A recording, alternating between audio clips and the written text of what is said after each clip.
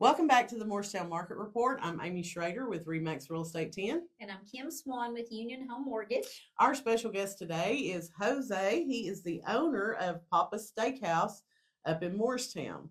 So if you're not familiar with Papa's Steakhouse, they are in the haunted building. Isn't that what you called it? Yes, the cursed building. Yeah, the cursed building. It's in front of like the Walmart and the Hobby Lobby. There's been several restaurants and businesses that have went in there and then left. So we're hoping that y'all break that streak. Yes, we're not hoping we will break that streak. There you go. I love the attitude. All right, so tell us a little bit about Papa's Steakhouse. What motivated y'all to open that? What's your cuisine? The Papa Steakhouse is named after my dad just because he's helped me out so much in my life and motivated to do many things in my life that I never thought that I could. So that's after him, the Papa's name, and the Steakhouse is. Well, I've always liked steak, and we've always done Mexican. Yeah, and then we've always done Mexican food. That's like the background that I've had. It's always been Mexican food since I've been working in restaurants since I was 14.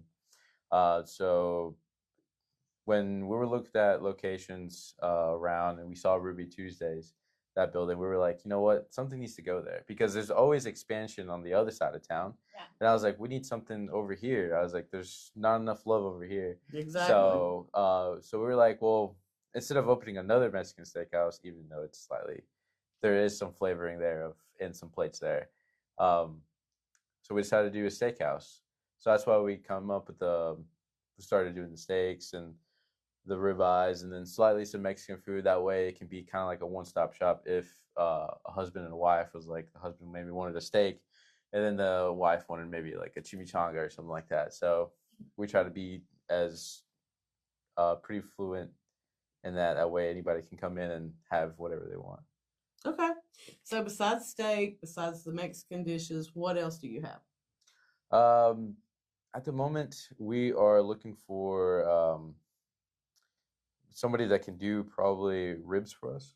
Okay. And then we can help them. They can help us because we want to do ribs and pulled pork, but we also don't want to toss something out there that's going to be complete trash.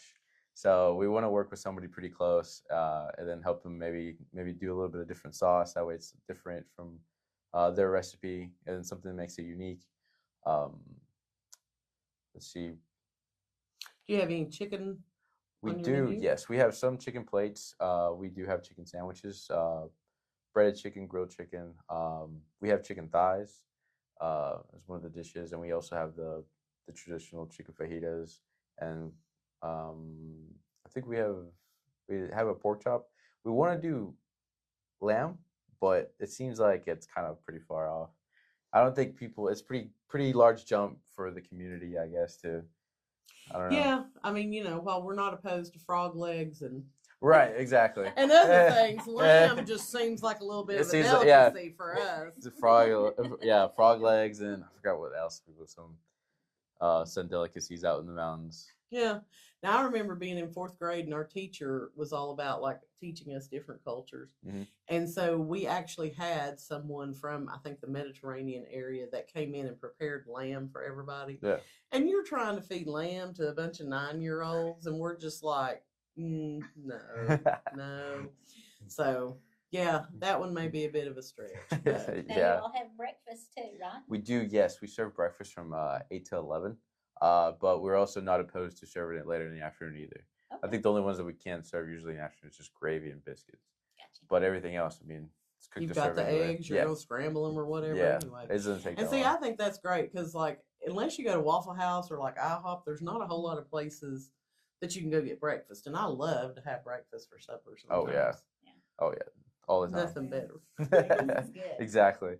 All right. So, what other kind of special events do y'all have going on there? You mentioned something before we started. Yes, on Tuesdays we have Singo with Pinky, and then we also have Trivia with Pinky. Those are 2 events for right now. And what is Singo for people who may not know? Singo is like bingo, but with music. So every night, I think she tries to do different genres. Okay. So I think yesterday she done One Hit Wonders, and she done hippie music. Yeah, she's done hippie music. So every night it's different. That way people can try to figure it out. It's so much fun. I didn't participate, but I like to watch people. Now, is that It's every like Tuesday? Every Tuesday, yes. Okay. And what are the times? It starts. First game starts at 6, and the second game starts at 7. Okay. Now, do you all serve alcohol? We do, yes. We have margaritas, all kinds of whiskeys, tequilas, daiquiris as well. We do have margarita towers if you want to do you and your friends or by yourself. We don't judge. If you're an alcoholic. Yeah, if you're an alcoholic. If you have one by yourself, you may have had a long day. And we're not going to question that. But they will call a cab for you when you're done. Yeah. All right. Now, do you have beer too, or just? Yes, beer. I totally forgot. Yes, we have beer.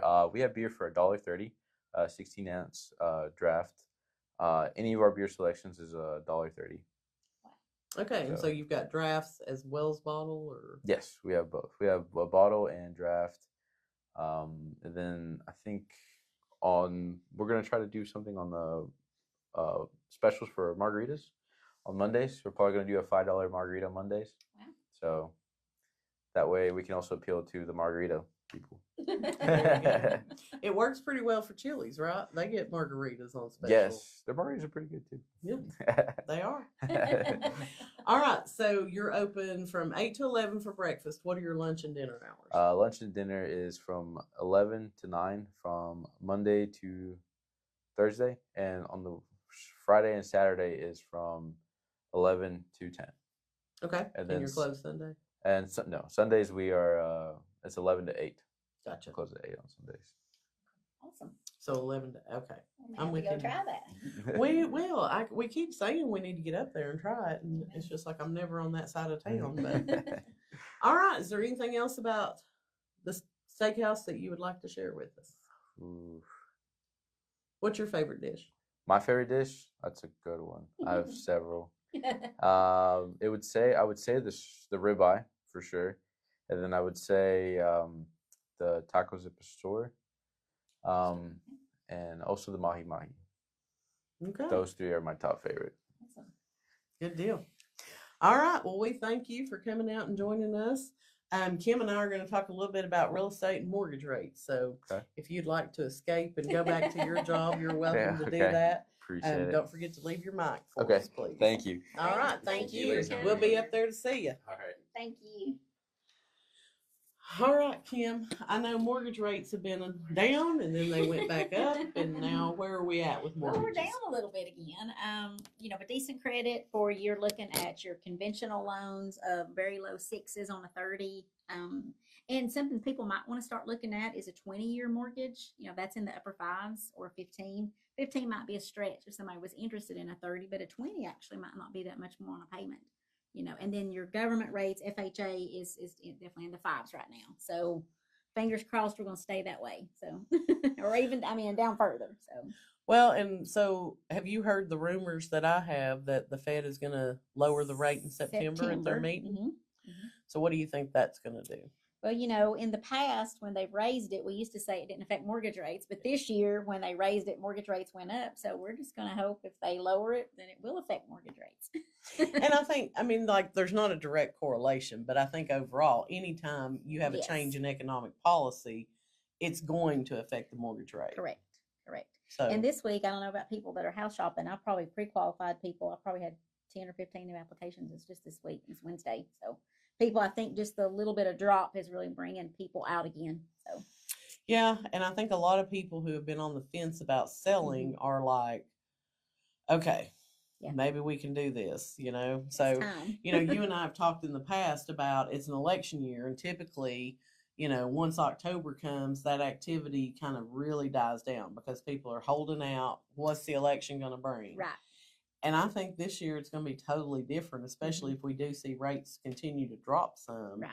It's going to be a different world out there for sure. Yeah, I think it's still a great time to be looking at houses and a good time to purchase. All right. So my other question for you is, are you seeing any contracts yet where the buyer's commission is being written onto the contract? Not yet. Not yet. Not yet. No. Well, guess what? Come Monday, that could change. I know. Yeah, I'm getting ready. We've had training on it and discussions. Lord, we've had so much training on it. I'm tired of it. Our forms are changed. They're finally available. I think there's going to be a couple of more form changes Are that they? come out. And yeah, Yeah. it's a headache for sure. Just might as well get on with it. If it's going to happen, let's move on. Well, and I can see us doing all this, and then the DOJ saying, "Yeah, we're not accepting this settlement," or you know whatever, and then it's like, okay, so do we go back to the old way, or how are we going to handle that? Right, right. So I don't know. Rumor has it that the DOJ doesn't want the commission being paid by the seller, period. And I just don't see how they can enforce that. I mean, if I'm selling my house, then I have free reign to pay whoever I want, Exactly. to sell my house. So I think they just need to keep their nose out of it and roll on. Because you know as well as I do, anytime the government gets involved in something, it just complicates everything. Every time. Way more than it needs to be. And y'all went through that in lending when you had to go to the 3-day closing disclosure and TRID and oh yeah, all that great stuff. So it's your turn now. It's our turn now, but I mean, it's funny because it was lawsuits 20 years ago that brought about the existence of buyer agents, because used to everybody was a sub-agent for the seller. And now, these lawsuits are changing things again. Now you've got realtors who are actually suing NAR, saying that it's a monopoly because they can't belong to their MLS unless they join NAR. And I was like, yeah, I've kind of been waiting on that one to come up, because like here in our local MLSs, if you join the MLS to have access to it, you have to join NAR. That's just part of it. Right. So it'll be interesting to see how that plays out for it. I think by the end of it, in 2 or 3 years, NAR may no longer be in existence. Gotcha. But I don't know. All right. So we're going to do an update on the 4 counties for the month of July. So the 4 counties that we call the Lakeway area are Cocke, Granger, Hamlin, and Jefferson County. So for the month of July, there were 192 new listings in those 4 counties. Of those, 4 of them were canceled for whatever reason. 11 have already closed, and there's 61 of those homes that are currently under contract. For the entire month, we saw 163 homes go under contract for the month of July. There were 136 homes that closed.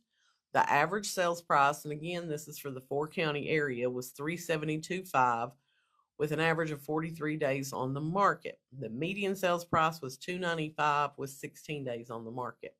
So whenever we talk about the 4 county area, the average is typically going to be quite a bit more than the median sales price, because you have those Douglas Lake homes factored in on the average. And as you know, you can't really buy a house on Douglas for less than $1 million right now. So that tends to sway your average up. The closed sales prices ranged anywhere from $30,000 up to $1.25 million for a lake house over in Dandridge. 60% of the listings that sold in the month of July closed within 30 days of going on the market. So it goes back to what I've said all along. If you price your house right, you get it ready to go on the market, you're going to sell fairly quickly. We saw 152 price changes during the month of July. The average price drop was $38,600. Those homes had an average of 78 days on the market.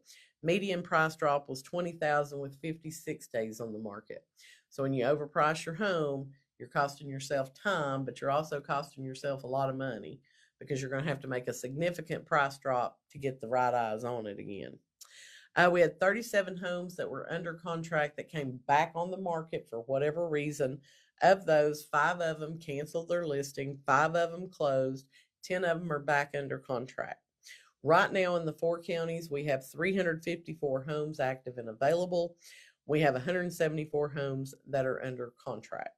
So I did run some numbers from July of 2023 just to do a comparison for you. Average sales price is up 12.9% over July of 2023. And then the average days on market has went up about 30%. So a lot of times that just has to depend on the type of homes that are selling. Those lake homes may be on the market for a prolonged period of time. So we don't put a whole lot of stock in that sometimes, but that's kind of what's going on. Houses are still selling. Houses are still selling for sure. People are still buying. And I mean, we do have more homes now in Hamlin County available than we've had in the months past, but a lot of that inventory are homes that are 500,000 and up. So if you take those out of the equation, we're still less than a month of inventory here in Hamlin County. But all right, well, that does it for this episode. If you have a local business that you would like to see featured or a local charity, please leave a comment, send us a DM. We would love to get you on the schedule for 2024. And again, I'm Amy Schrader with Remax Real Estate 10. And I'm Kim Swan with Union Home Mortgage.